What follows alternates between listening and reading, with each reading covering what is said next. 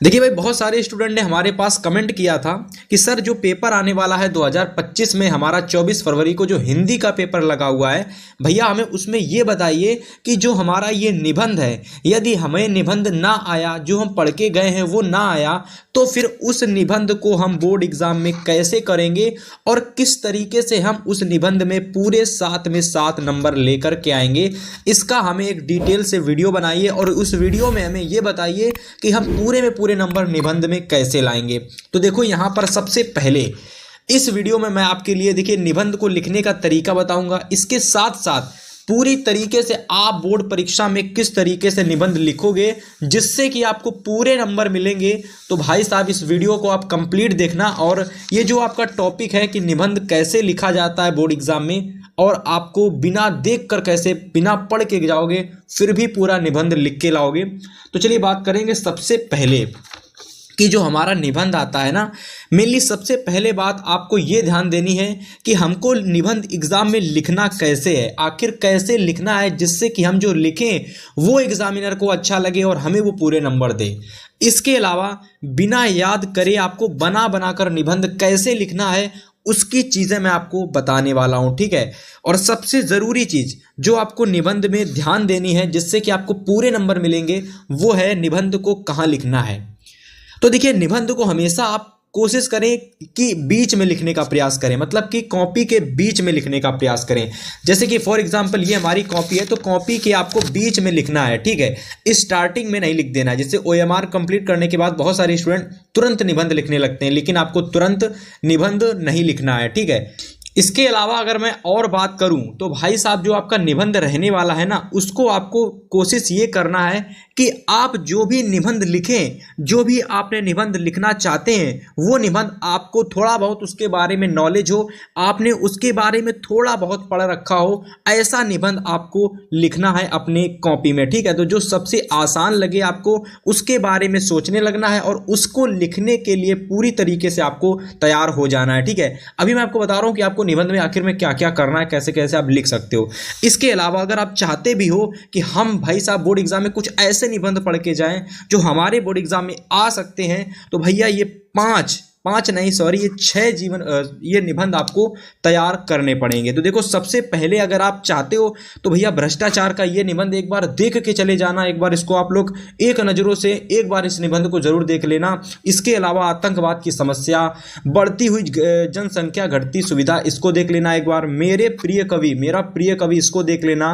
बेरोजगारी हो गया, इसको एक बार देख लेना। और अनुशासन की समस्या, इसको एक बार देख लेना। ये वो 5 निबंध हैं जो आपको बड़ी परीक्षा से पहले एक बार देख करके जरूर जाने हैं, ठीक है।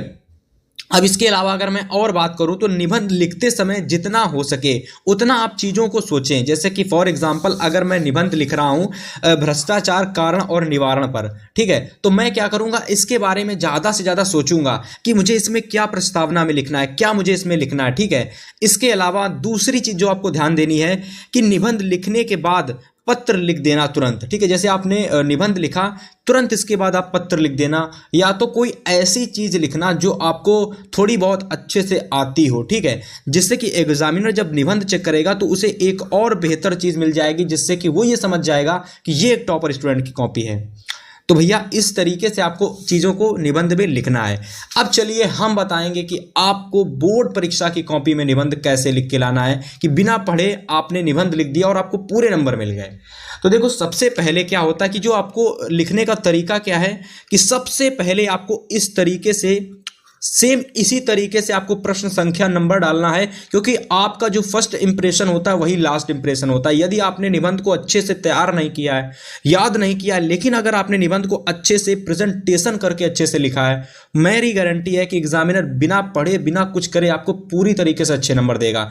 सेम इसी तरीके से आपको अच्छे तरीके से पहले प्रश्न संख्या नंबर 10 नंबर पर आता है तो 10 डालिए, 11 नंबर पर आता है तो 11 डालिए, जिस नंबर पर आता है निबंध वो नंबर डालिए, ठीक है। इसके बाद में मोटा मोटा ब्लैक स्केच पेन से निबंध डालिए, और जिस भी विषय में आपको थोड़ी बहुत भी जानकारी हो, जिसके बारे में आपने इधर उधर से कुछ ना कुछ सुन रखा हो, उनमें से कोई एक निबंध आप चुन लीजिए और उसकी हेडिंग डाल दीजिए। जब हेडिंग डाल दोगे तो आपको ये सोचना है कि ऐसी कौन सी चीज़ें हैं जिसमें मैं इसमें लिख सकता हूँ, ऐसी कौन सी चीज़ें जो इसके मैं रूपरेखा बना करके लिख सकता हूँ। तो देखो मैं दो तरीका बता रहा हूँ। देखो सबसे पहले एक तो प्रस्तावना और एक उपसंहार सभी में लिखा जाता है। तो पहले प्रस्तावना लिख दो और बीच लास्ट में उपसंहार लिख दो। इसके बीच में 2 से 3, ठीक है, इसके बीच में भैया 2 से 3 अपने मन से कोई भी पॉइंट बना लो। जैसे कि मैंने यहाँ पर आप फॉर एग्जाम्पल मेरा प्रिय कवि लिखा है, ठीक है, और मेरे मन में ये आ रहा है कि जो मेरा प्रिय कवि है कहीं ना कहीं इससे रिलेटेड होगा कि कवि ने लोगों के लिए अच्छी चीज़ें की थी। तो मैं इसको भी पॉइंट बना सकता हूँ कि कवि ने लोगों के लिए अच्छी चीज़ें की, ठीक है, तो इसको पॉइंट बनाकर लिख देंगे। ठीक है, उनके जीवन में एक बहुत ही ज़्यादा संघर्ष रहा तो उसको पॉइंट बना करके लिख देंगे। ठीक है, या फिर प्रिय कवि द्वारा लिखी गई रचनाएं, ठीक है, ये पॉइंट बनाकर लिख सकते हैं। तो मतलब जो चीज़ें आपको याद आती जाए वो चीज़ें आप यहाँ पर लिखते जाएंगे, ठीक है, रूपरेखा में। दैट्स इसके बाद में देखिए आपने 2 से 3 पॉइंट बीच में डाल दिए और लास्ट पॉइंट आपका उपसंहार हो जाएगा। और बीच में अब आपको इनके अंदर क्या लिखना है भाई, रूपरेखा तो आपको याद आ गई, अब इनके अंदर आपको क्या लिखना है। तो वही चीज़ मैंने यहाँ पर आपको बताई थी कि आपको क्या करना है कि निबंध लिखते समय जितना हो सके उतना सोचना है आपको। किसके बारे में? उन पॉइंट्स के बारे में कि मैं इनमें क्या लिख सकता हूँ। जैसे कि मैं बताऊँ तो प्रस्तावना में मैं क्या लिख सकता हूँ। प्रस्तावना में मैं लिख सकता हूँ जैसे कि यहाँ पर देखिए, किसी भी कवि में रुचि तब पड़ती है जब हम उसकी कविताओं या पत्रिकाओं को पढ़ते हैं। तो प्रस्तावना में मेरा प्रिय कवि क्या लिखोगे? मेरे प्रिय कवि में लिखोगे आप लोग कि किसी भी कवि में रुचि तब बढ़ती है जब हम उसकी कविताओं को पढ़ते हैं। तो मतलब मैंने ये अपने मन से बना करके लिखा, ये मैंने कहीं से किसी भी चीज़ को अच्छे से देखकर किस बुक से या फिर किसी क्वेश्चन बैंक से नहीं लिखा है, जो मेरे मन में आया मैंने वो लिख दिया। ठीक है, तो प्रस्तावना में ऐसे आप बना कर लिख सकते हो। ठीक है, अब मैं नहीं कह रहा हूँ कि यही लिखना है, जो आपके दिमाग में आता जाए वो चीज़ आपको बना के सही शब्दों में लिखते जानी है। इसके बाद जैसे कि मैंने सेकेंड पॉइंट डाल दिया यहाँ पर, जन्म की परिस्थितियाँ। ठीक है, अब ऐसे आप इसमें क्या बना के लिख सकते हो। तो फॉर एग्जांपल मैंने बना के लिखा कि कवियों को बचपन में अत्यधिक रुचि होती है। कवियों को बचपन से ही कविताओं में अत्यधिक रुचि होती है, वो अन्य कामों से ज़्यादा कविताओं को लिखने में सीखने में ध्यान देते हैं। ठीक है, तो ऐसे चीज़ें आप बना करके लिख सकते हो। तीसरा पॉइंट मैंने बना दिया भैया, प्रिय कवि तुलसीदास। अब मेरे प्रिय कवि तुलसीदास जी हो गए। अब वो क्यों हो गए, किस तरीके से हो गए, क्यों आखिर में ही मेरे प्रिय कवि तुलसीदास हुए, तो इसके बारे में कुछ चीज़ें आपको बना करके लिख देनी है। जैसे कि यहाँ पर मैं दिखाऊँ तो मेरे प्रिय कवि तुलसीदास जी हैं, इन्होंने अपनी कविताओं में ऐसे चित्रण प्रस्तुत किए हैं जिन्हें सुनकर पढ़कर हम अपने जीवन में कुछ सीखते हैं। ठीक है, तो ऐसा कुछ मैंने बना करके लिख दिया। ठीक है, अब तुलसीदास की भक्ति भावना। ठीक है, अब देखो मैंने यहाँ पर ये लिखा क्योंकि मैंने कहीं ना कहीं मैंने थोड़ा बहुत पढ़ रखा है, तो मुझे पता है तुलसीदास की भक्ति भावना कैसी थी।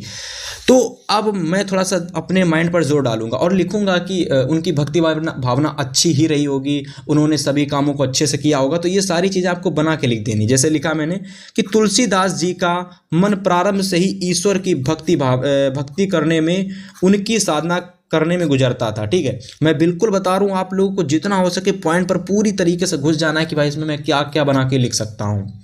और दैट्स इट। लास्ट जो उपसंहार आता है उसमें कुछ नहीं करना होता, बस ये लिख देना है कि भैया जो तुलसीदास जी होते हैं या फिर जो भी जिस पर भी आप लिख रहे हो उसका कंक्लूजन आप बनाकर लिख दीजिए कि आखिर में इसमें जो आगे रिजल्ट क्या निकलता है। तो रिजल्ट जैसे निकला मैंने बनाया कि तुलसीदास जी अपने जीवन कविताओं के साथ, यानी अपने जीवन में कविताओं के साथ लोगों को सही मार्ग पर चलने की प्रेरणा दे गए। ठीक है, तो ऐसे करके आपको बना करके एग्जाम में लिख के आना है। ठीक है, जितना हो सके इस पॉइंट पर मैंने इसी वजह से जोर डाला है भैया कि आपको लिखते समय जितना हो सके उस पॉइंट के बारे में सोचना है, उसके बारे में क्या मैं लिख सकता हूँ वो चीज़ आपको सोचनी है। ठीक है, और अगर आप चाहते हो तो इन निबंध को एक बार जरूर पढ़ के जाना, थोड़ा बहुत इधर उधर से देख के चले जाना। मैं कह रहा हूँ रटना नहीं है, लर्न नहीं करना है, एक बार देख के जरूर चले जाना, क्योंकि 2025 बोर्ड एग्जाम के लिए ये बहुत ज़्यादा इंपॉर्टेंट निबंध आपके हैं। ठीक है, और जैसे चीज़ें मैंने आपको बताई कि आपको किस तरीके से लिखना है, आप सेम जैसे इस कॉपी में लिखा हुआ है सेम इसी तरीके से आपको हेडिंग लगानी है। आप चाहो तो इसका स्क्रीनशॉट भी ले सकते हो। इसके अलावा देखिए, अगर मैं यहाँ पर आपको बताऊँ तो देखो भैया, ये बोर्ड एग्जाम की कॉपी है। किस तरीके से, देखिए यहाँ पर बोर्ड एग्जाम की कॉपी में आप देख सकते हो कितनी बेहतरीन तरीके से ये निबंध लिखा गया है। और अगर आप इस तरीके से निबंध लिख के आते हो ना, देखो अब यहाँ पर जो निबंध लिखा हुआ है वो है आप लोगों का मोबाइल फोन से हानि लाभ, ठीक है, मोबाइल फोन से हानि लाभ। अब देखिए मोबाइल फोन से हानि लाभ पर आप इस तरीके से निबंध लिखेंगे तो उम्मीद है आपके बेहतर नंबर आएंगे। किसी पर भी निबंध लिखना है, लेकिन आपको एक बात ध्यान देनी है कि एक ही नज़र में एग्जामिनर देखे और समझ जाए कि मुझे इसमें कुछ पढ़ना ही नहीं है और इसमें मैं पूरे नंबर दे दूंगा बस, भले उसमें कुछ भी लिखा हो 1%, ठीक है। इसके अलावा और भी चीज़ों की बात करें, जैसे कि निबंध में आगे आपको 6 से 7 पॉइंट तो ज़रूर आपको बना करके लिखने हैं, ठीक है। जो जैसे मैंने यहाँ पर 2 से 3-4 पॉइंट और बना दिए हैं और लास्ट में उपसंहार करके मैंने कुछ इस तरीके से इसको लिख दिया है। और आप, मेरी पूरी गारंटी है, अगर आप इस तरीके से लिखोगे ना, एग्जामिनर 7 में 7 पूरे नंबर आपको देगा, एक भी नंबर आपका नहीं काटेगा। तो उम्मीद करते हैं ये वीडियो आपको पसंद आई होगी। अगर आपको ये वीडियो पसंद आई है, इस वीडियो को लाइक कर देना। चैनल पर पहली बार आए हो भाई, लाइक कर देना वीडियो को ज़रूर, और चैनल पर पहली बार आए हो तो सब्सक्राइब कर लेना। और इसी तरीके से अगर आपको पत्र कैसे लिखना है एग्ज़ाम में और कैसे आप पत्र में पूरे नंबर ला सकते हो बिना पढ़े, तो उसके लिए आपको ये वीडियो पर कम से कम 1000 लाइक तक पहुंचा देना है। नेक्स्ट वीडियो में मैं आपको पत्र की लाऊंगा कि आपको पत्र कैसे लिख के लाना है, कब लिखना है और कैसे लिखना है, और आपको किस तरीके से उसमें पूरे नंबर लाने हैं। तो इसके लिए इस वीडियो को ज़्यादा से ज़्यादा लाइक कीजिए, शेयर कीजिए। मिलेंगे आपसे एक और इम्पोर्टेंट हिंदी की वीडियो के साथ, तब तक के लिए गुड बाय, गुड लक।